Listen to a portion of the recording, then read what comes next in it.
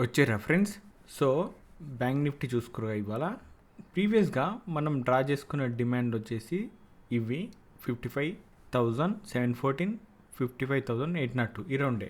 ఇది పర్ఫెక్ట్గా ట్రిగ్గర్ అయింది. ఇక్కడ నుండి ఒక 420 పాయింట్స్ వరకు బౌన్స్ అయినప్పటికీ కూడా మనకి ఇక్కడ ఇది ఏదైతే గ్యాప్ ఉందో ఇది ఫిల్ అయ్యి మళ్ళీ ఇక్కడ నుండి రిజెక్ట్ అయిపోయింది. Okay fine. ఇప్పుడు మళ్ళీ నెక్స్ట్ ఏం అవ్వచ్చు చూడండి. ఇక్కడ ఫాల్ వచ్చింది. ఫాల్ వస్తే అంటే ఫాల్ అంటే బేరిష్ క్యాండిల్ ఒకటి కానీ రెండు కానీ అంతకన్నా ఎక్కువ ఏది వచ్చినా కూడా మనం క్యాండిల్స్ వైజ్గా చూసుకుంటే ఫాలింగ్ అనాలి. ఇది ఇక్కడ నుండి ఇక్కడ ఫాల్ అయిందా, ఫాల్ అయ్యి ఈడ బ్రేక్ వచ్చింది కాబట్టి ఇటుకెళ్ళి బౌన్స్ అయింది ప్రైస్. ఓకే ఈడ కూడా ఫాల్ అయింది. ఇది ఫాల్ అయ్యి కంటిన్యూ అయిపోవాలి, ఈ లో కిందికి రావాలి లెక్క ప్రకారం. కానీ ఇది రాకుండా మళ్ళీ ఎప్పుడైతే మీద క్రాస్ అయ్యి సపోర్ట్ తీసుకుంటుందో ఆ సపోర్ట్ ఇంపార్టెంట్ మనకి. ఓకే 55,905, 55,802 ఈ రెండు చాలా ఇంపార్టెంట్ నాకు. రెండు వేరు లెవెల్స్. ఇది ఎలా టెస్ట్ అయింది, చాలా మంచి మొమెంటం వచ్చింది. ఇక మీరు చూసారో లేదో, ఎందుకంటే బ్యాంక్ నిఫ్టీ ఎవరో చేయట్లేదు కదా ఈ మధ్య, ఎక్స్పైరీ లేవు ఏం లేవు అనుకోండి. సో ఇప్పుడు ఇది ఫ్రెష్ లైను. ఇది ఇక్కడ నుండి ప్రైస్ అనేది చాలాసేపు సస్టైన్ అయింది. కిందికి పోయినప్పటికీ కూడా మనకు ఇక్కడ మళ్ళా ఇక్కడనే సపోర్ట్ తీసుకొని పైకి పోయింది కాబట్టి 55,905 అనేది ప్రస్తుతం. ఒకవేళ ప్రైస్ కిందికి వస్తే ఈడ రిజెక్షన్ని బేస్ చేసుకొని నేను ప్లాన్ చేసుకుంటాను. రిజెక్షన్ లేకపోతే నేను చేయను. ఫైన్. అది కూడా ఎంతవరకు అంటే 56,217 ఇంతవరకే నేను చూస్తా. ఈ స్పేస్ ఉంది 55,905, 55,217 ఈ స్పేస్లోనే నా ప్లానింగ్ ఉంటుంది. ఇది డిమాండ్, ఇది సప్లై. ఓకేనా. ఈ స్పేస్ కాకుండా మిగతా స్పేస్లో అనేది ప్లాన్ ఏమి ఉండదు జనరల్గా. ఇదే నిఫ్టీలో చూసుకుంటే ఇక్కడ ఒక చిన్న సప్లై డ్రా చేసిన. ఓకే ఇక్కడ నుండి ఊడిపడిపోయిన క్యాండిల్ కాబట్టి జనరల్గా 25,068 దగ్గర డ్రా చేసిన. ఇది ఓకే కొంచెం అటు ఇటు ఉండొచ్చు ఈ లైన్, ఫైన్. బట్ ఇది టచ్ కాలేదు, ఇక్కడ నుండి రిజెక్ట్ అయిపోయింది ముందటి నుంచే, ఫైన్. అండ్ నిన్న డ్రా చేసింది 24,808. ఇక్కడ కూడా ఒక డిమాండ్ ఉంది. డిమాండ్ అనేది టెస్ట్ అవ్వలేదు, జస్ట్ మిస్ అయింది, ఫైన్. బట్ ఇప్పుడు స్పేస్ అయితే 25,068 ఉంది, 25,900 ఈ రేంజ్లోనే నా ప్లానింగ్ అనేది ఉంటుంది. ఇప్పుడు మధ్యలో ఉంది ప్రైస్. కిందికి వచ్చి ఇక్కడ రిజెక్షన్ వస్తే ఇక్కడ ఒక డిమాండ్ లాగా తీసుకుంటా, పైకి వచ్చి ఇక్కడ రిజెక్షన్ వస్తే ఒక సప్లై లాగా తీసుకుంటా. ఓకే ఈ జిగ్జాగ్ మార్కెటే ఉంటుంది జనరల్గా. అయితే ఫస్ట్ ఏది ట్రిగ్గర్ అవుతుంది అనేది ఇంపార్టెంట్. ఒకవేళ ఇది మిస్ అయింది, ఇక్కడ రిజెక్షన్ రాలే, డైరెక్ట్ క్యాండిల్ ఇట్లా క్లోజ్ అయింది అనుకుందాం, అప్పుడు కింద ఇంకో డిమాండ్ ఉంది, దీని మీద ప్లాన్ చేసుకుంటా. ఒకటి కాకపోతే ఒకటి, బట్ ఒకటి లేదా రెండు మాత్రమే చేస్తా, అంతకుమించి జనరల్ చేయను. నిజానికి ఒక ట్రేడర్కి అంతకుమించి ఎంట్రీ ప్లానింగ్స్ అనేది రావు.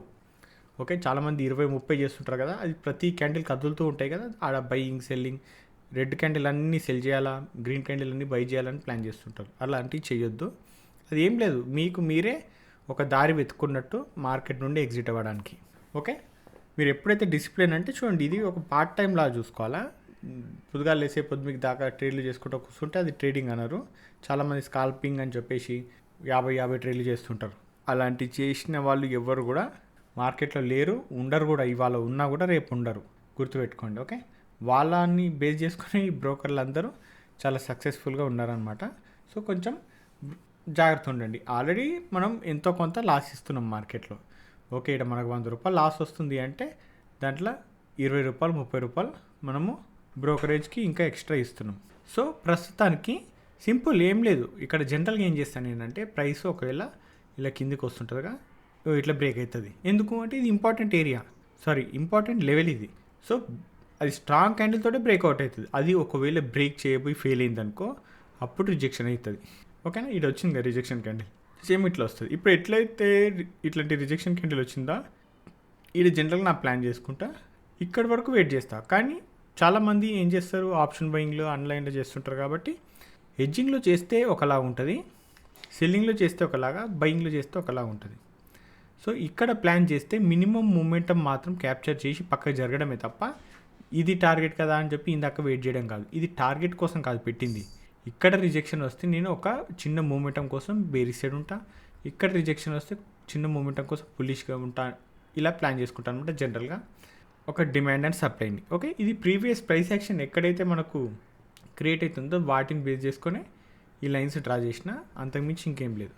మనకు ప్రైస్ యాక్షన్ ఏం చెప్తే దాన్నే ఫాలో అవ్వాలి, అంతకుమించి ఇంకేం లేదు. మీకు తెలిసేమో నేను మొదటి నుంచి కూడా ఎలాంటి న్యూస్ కానీ ఏంది కూడా ఆ లెక్క ప్రకారం చూసుకుంటే ఇప్పుడు మనకు ఈ కొన్ని వార్లు అవుతున్నాయి, ఆ వార్లను బేస్ చేసుకొని చూస్తే కంప్లీట్ మార్కెట్ బేరిష్గా ఉండాలి లెక్క ప్రకారం. ఎందుకు ఉండలేదు? ఓకే, ఏదైతే హైలైట్ చేయాలో అదే హైలైట్ చేస్తారు మార్కెట్లో, ఏదైతే హైలైట్ చేయొద్దో అది చేయరనమాట.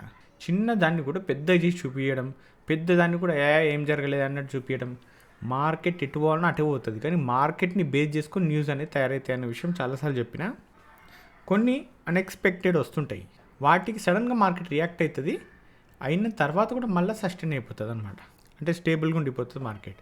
సో వాటికి అంత కంగారు పడాల్సిన అవసరం లేదు. బట్ ఇక్కడ ఒక లెక్క ఉంటుంది మార్కెట్కి, అది ఎట్లుంటుందండి ఒకసారి చెప్తా.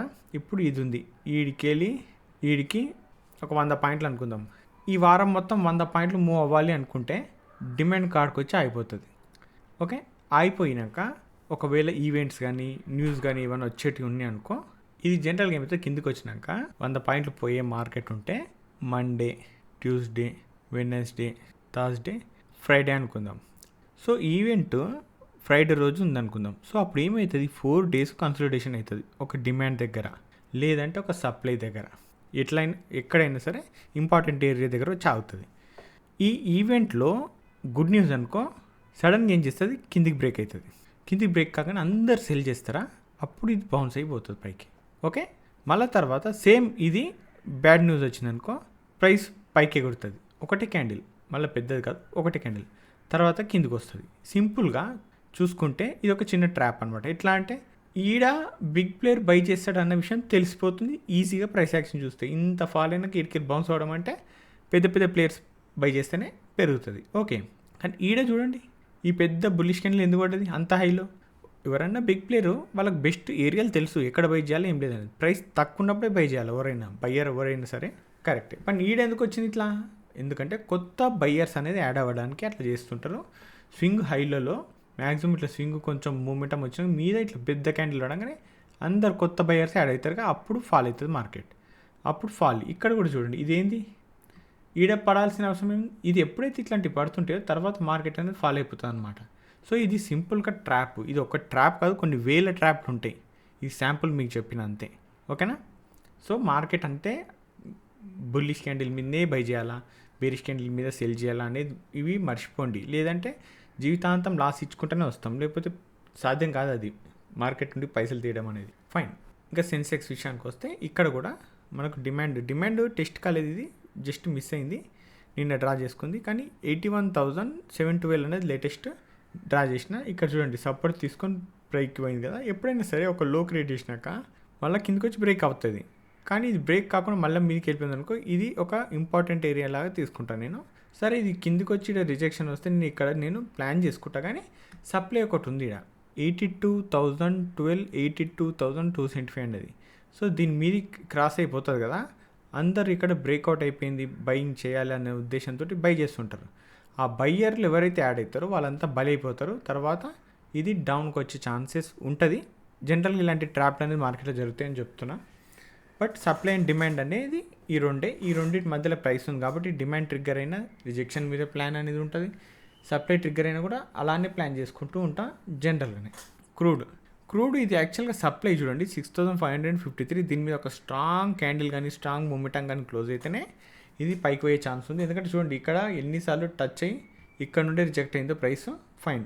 అండ్ డిమాండ్ కూడా డ్రా చేసుకున్నాక ఈ డిమాండ్ నుండి చూడండి, ఇక్కడ నుండి ఈడి క్లోజ్ అయిందా, ఫైన్, ఈడ క్లోజ్ అయినా బౌన్స్ అయిపోయింది, బౌన్స్ అయి సప్లై ట్రిగ్గర్ అయ్యి మళ్ళీ డిమాండ్ దగ్గరకు వచ్చి ఇక్కడ నుండి పైకి పోయింది. ఓకే, యాక్చువల్ లైన్ చిన్న డ్రా చేసినా కొంచెం పెద్దనే డ్రా చేయాలా, ఎందుకంటే డిమాండ్ కొంచెం ఇదంతా కవర్ చేయాలన్నమాట.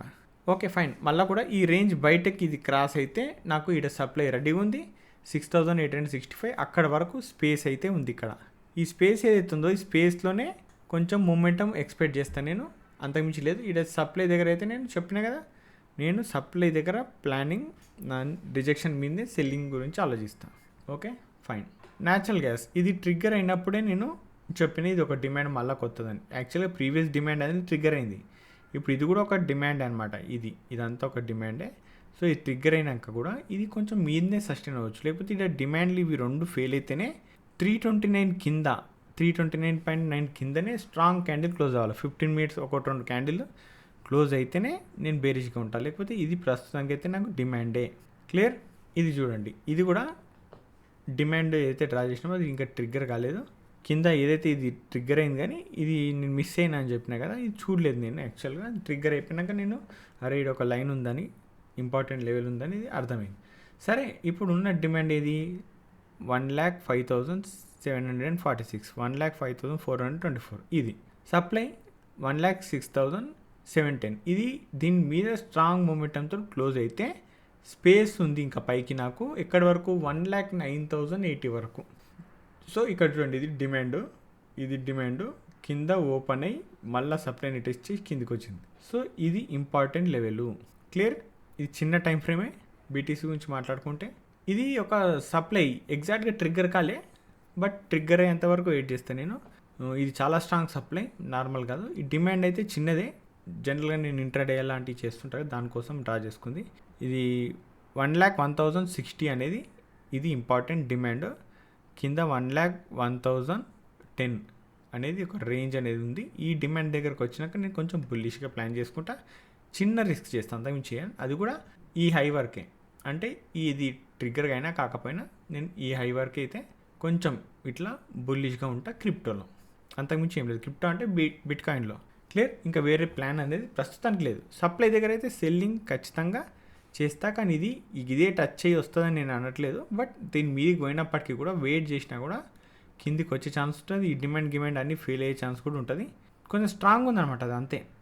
ఓకే, బట్ ఎటు తిరిగి నేను ఇదంతా పెట్టుకొని కూర్చోను డిమాండ్ దాకా. వీడికెళ్ళి కొంచెం మూమెంటం రాగానే తీసేస్తాను అనమాట. ఎక్కువ రిస్క్ చేయను, కొంచెం 1-2 ట్రేడ్లు అంతే ఇవాళ. ఇదొకటి మిగతా ప్లానింగ్ అనేది ఏం లేదు. క్లియర్ కదా? ఫైన్. అండ్ మార్కెట్లో చాలా రకాల ట్రాప్లు ఉంటాయి. మీకు తెలిసిన ట్రాప్ ఏందని చెప్పండి, అంటే పవర్ఫుల్ ట్రాప్, నార్మల్ ట్రాప్ కాదు. క్లియరా? ఫైన్. సో ఫ్రెండ్స్, ఈ వీడియోలో మాత్రం ఇంతే. మళ్ళీ రేపటి వీడియోలో మళ్ళీ కలుసుకుందాం. అంతవరకు ఉంటాను. బాయ్.